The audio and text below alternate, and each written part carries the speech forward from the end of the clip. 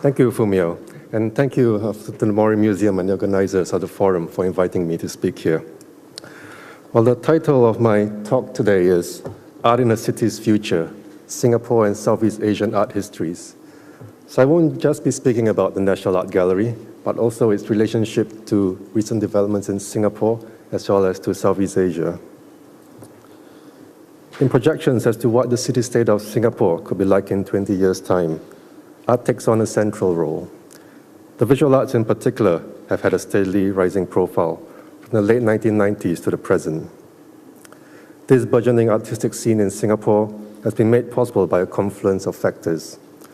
The first is the recognition by the state that the arts need to be a more important part of our society in Singapore, as demonstrated by the establishment of the National Art Gallery and other developments that I will now speak about. The other factor relates to the relationship between the development of art and the identity of Asia in the era of globalization. The identity of Asia is one that has always been determined by its economic realities. And while in neoliberal capitalism, an underlying premise is continued economic progress, the notion of economic progress is even more significant for Asia, whose identities have long been determined by its economic realities. The consequence being that the development of art and economic modernization in Asia are intimately linked. Current understandings of Asia have largely been derived from the region's growth as an economic power, led by Japan in the post-war period, followed by the rapid growth of the so-called tiger economies of Hong Kong, Singapore, South Korea, and Taiwan, as well as a currency crisis faced by Southeast Asian economies at the end of the 1990s. And more recently, the economic resurgence of China, India, and Southeast Asia through the potential that the fast-growing consumer markets are seen to have. The economic potential of Asia has been further highlighted in recent years, given the contrasting economic woes in Europe and America. And within Asia, with Hong Kong now a part of China, Singapore has emerged as an important economic center from which to reach out to the rest of the markets in Asia, thereby strengthening its strategic position within the region. The strong correlation between economic development and modernity in Asia, as in many parts of the world, has also resulted in the increasing dominance in the region of the art market. This is perhaps more pronounced in Asia due to the less developed cultural ecology, and is in effect a conflation of economic globalization and cultural globalization. The importance of the market has resulted in the disproportionate level of power that collectors now hold within the complex and intricate power relationships that exist between them and galleries, curators, art critics, and museums. This has resulted in a situation where art's commodity status, in effect, dominates its other social, art historical, and aesthetic values. Singapore has emerged with the potential for it to effect a different role in the region, with institutions such as the National Art Gallery, as well as other recent developments. Since the opening of the Singapore Art Museum in 1996, there have been significant additions to the ecology of the visual arts in Singapore. Singapore's inaugural participation in the Venice Biennale in 2001 was one such development.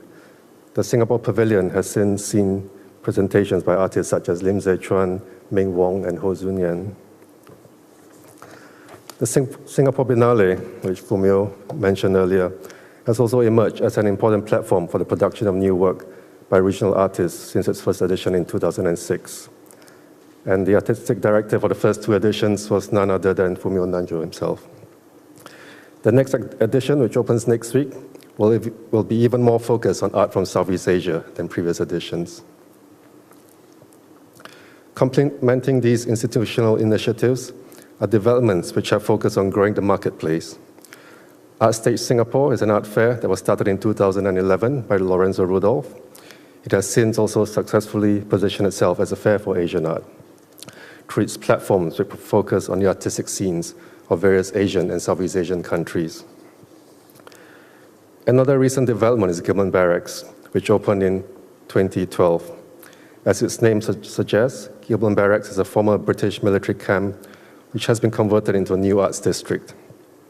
Envisioned as a site for the production, discussion, and expression of art, it comprises more than 15 international and Singapore galleries, as well as a new center for contemporary art that will house a residency program, a research center, as well as an exhibition program.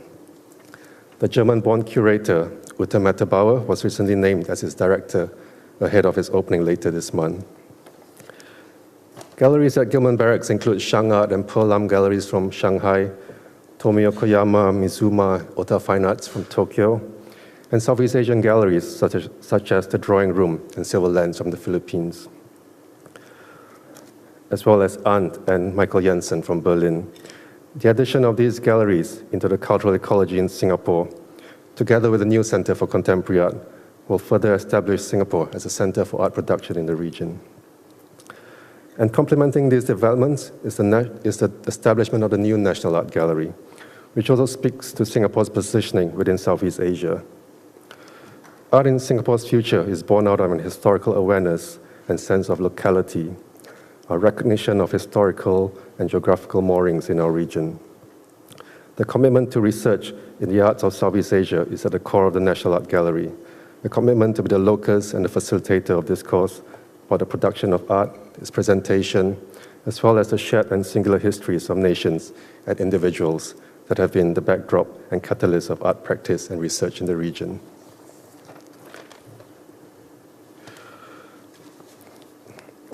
This is the two existing buildings. The National Art Gallery will be situated at the heart of Singapore's historic civic district, where it will occupy the conserved and expanded spaces of two national monuments, the former Supreme Court and City Hall. City Hall is the building on the right, and the building with the dome on the left is the Supreme Court.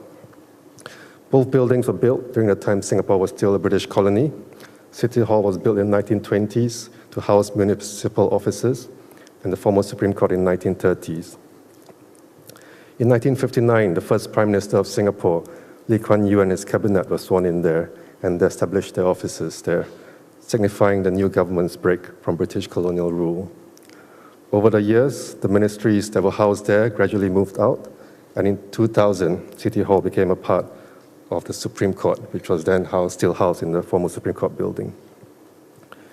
And just to give you some, this UFO-like structure is not a part of the building, but it's a structure of the new Supreme Court, which sits directly behind these two buildings. And it's actually a building by Norman Foster. The former Supreme Court was designed by British architect Frank Dorrington Ward, with columns and sculptures created by Italian artist Cavaliere Rodolfo Nolli, whose work can also be found in other significant buildings in Singapore.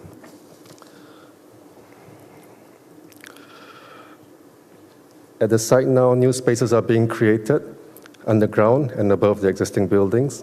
As you might be able to see, the architect has designed a new rooftop which links the two buildings together, along with bridges that run between the two buildings, as well as a new basement level that connects them. Some key milestones in the development of this project. In 2007, the then Ministry of Information, Communication and the Arts held an international architectural design competition.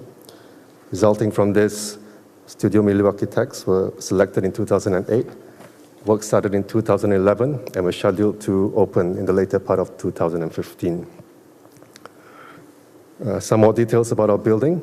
They have been gazetted as national monuments. Has a total floor area of 60,000 square meters, similar to M+, with about 18,000 square meters of exhibition and programming spaces.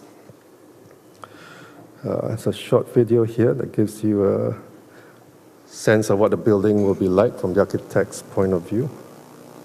So this is the atrium that sits between the two buildings. There's a new basement level that I talked about, which also includes some changing gallery spaces.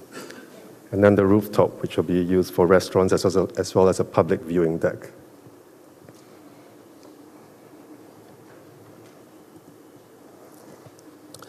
So our mission is to be a leading visual arts institution that inspires and engages our people and our neighbors, creating a dialogue between the art of Singapore, Southeast Asia, and the world. We are interested not only in being a site, a space where art is seen, but also in being a locus of exchanges, a facilitator of discourse about art and visual culture. Singapore has a rich history as a conduit of exchange, from the exchanges of commerce and trade in the beginnings as a free port, bringing with them the flows of people that have engendered its cosmopolitanism, and of course the flows of people from different cultures bring with them the flow of ideas. The region itself begs to be defined in terms of flows, from the trade winds and maritime trades of the early times to the grouping of ASEAN, the Association of Southeast Asian Nations, a grouping based on multilateral and mutual social, political, and economic collaboration. This gives you a sense of how the spaces are laid out within the buildings and the gallery spaces. The Southeast Asia galleries will occupy most of the former Supreme Court buildings from levels 1 to 5. Level 2 of the City Hall building will be used for the Singapore Gallery, and then we'll have changing gallery spaces in the basement as well as on levels 3 and 4 of the City Hall building. How then can the National Art Gallery contribute to the visual arts ecology in Southeast Asia? Extensive gallery space in our museum will be devoted to a long-term display of Southeast Asian art, which will be drawn largely from our national collection, one of the most extensive collection of art from Southeast Asia. And this will be one of the first attempts to present the art histories of Southeast Asia in such a comprehensive manner. Well, as I mentioned, we'll also have, in addition to the Southeast Asia Gallery, we also have galleries devoted to art from Singapore, but today I'll focus on our Southeast Asia Gallery. The display in the Southeast Asia Gallery will be based on a thematic chronology which demonstrates the depth and diversity of art in the region within a paradigm of shared historical experiences. Our aim is not to offer a comprehensive overview of every country, but to highlight key impulses to art making across the region. At strategic points in the narrative, we will also feature materials drawn from other fields of visual culture, such as architecture, photography, illustration, and film. In short, what we aim to achieve through the Southeast Asia Gallery is as follows: to historicize the development of art in Singapore and Southeast Asia from the 19th century to present day. We're also seeking to rewrite the art history or art histories of Southeast Asia through reflexivity about how this history is being written. Southeast Asia is a region of shared and distinct histories, of significant common ground in terms of the social, political, and historical, through experiences of and struggles with colonialism, nationalism, industrialization, and through conditions of hybridity and globalization. The art in the region demonstrates Southeast Asian artists' reflexive exploration of issues that arise from these contexts. The discourse that attends to the art and art making needs therefore to be highly reflexive. The understanding of history is also constantly evolving, which also begs questions as to the epistemological issues at stake. Further, the National Arts Gallery exploration of Southeast Asian art historiography raises a banner of Southeast Asian art from a museological base in Singapore. This calls for mindfulness as the terrain consists of trajectories from distinct nation states, each with its own abiding concerns and positioning in relation to each other and to the world. These are some of the issues and questions we seek to address through the Southeast Asia Galleries. How do we understand Southeast Asia? What are the concepts of art? What shared experiences connect artists across the region? What are the key impulses that drive art? What are the significant influences and events that affect art? Who are the key artists and practitioners that have shaped art in Southeast Asia? And how is art in Southeast Asia linked to the region and the world? The Southeast Asia Gallery will be presented in 5 sections, each corresponding to a time frame from the 19th century to the present day. In the first section, titled Authority and Anxiety, for artists during this period, the colonial presence in Southeast Asia, or European influence in the case of Siam, introduced new genres, modes, and styles of representation. The 19th century is identified as the point of entry, as this period represents a profound change and even crisis in the art history of the region. And it can also be understood as marking the beginning of the modern period. This gallery will show examples of how Europeans represented the land, people, and material cultures of Southeast Asia through diverse visual practices such as topographical drawings, mapping, and illustrations for travelogues and ethnographic texts. The display will also refer to the taxonomy of the early colonial museums in Southeast Asia to demonstrate the evolution of art as a category. As a complex and interactive process, these different forms of representation had an impact on how Southeast Asians viewed their own culture and history. Art was used to suggest colonial authority over the terrain of Southeast Asia through means such as mapping, ethnographic photography, illustration, and landscape painting. At the same time, Southeast Asian artists also used art to assert their own cultural authority within the colonial setting. Early forerunners of modern Southeast Asian art created ambitious compositions in Western-style painting, subverting colonial expectations of local artists. This gallery will also show how Southeast Asian artists localized the conventions of European painting, either through combining them with pre-existing representational codes or using them to communicate local concerns, such as proto-nationalist sentiment. In the display for the 1900s to 1940s, we will be highlighting works that show the idealized landscapes of Southeast Asia by European and Southeast Asian artists. From the popularity of picturesque landscape painting to the proliferation of local themes and materials, Southeast Asian artists showed a heightened sensitivity to their locality in the tropics, itself a symptom of a nascent nationalistic consciousness. During the same period, European traveler artists exoticized the tropics in their representations, demonstrating the influence of Gauguin and the allure of Orientalism. Between the 1950s and the 1960s, the region emerged from the Second World War and post-colonial nations were birthed. Artists assertively engaged with ideas of nationhood, modernity, and internationalism, representing the issues of newly emergent nation states. As independent states came into being, the narrative of Southeast Asia continues to examine the meaning of art in this increasingly complex environment, driven by notions of nation, internationalism, and modernity. The idea of multiple modernities, rather than a singular Eurocentric narrative of modern art, is examined here, which aptly describes the artistic paths of Southeast Asian artists in their milieu. The next section will present a display of the broad spectrum of artistic activity taking place against the backdrop of a region emerging from the turbulent political conditions of the previous era. Bracketed by major world conflicts such as the conclusion of the Vietnam War in the mid-1970s, leading up to the Cold War in 1989, leading up to the end of the Cold War in 1989, as well as other international political crises, the art in this period is marked by an anti-formalist tendency that gravitated towards cultural and political awareness.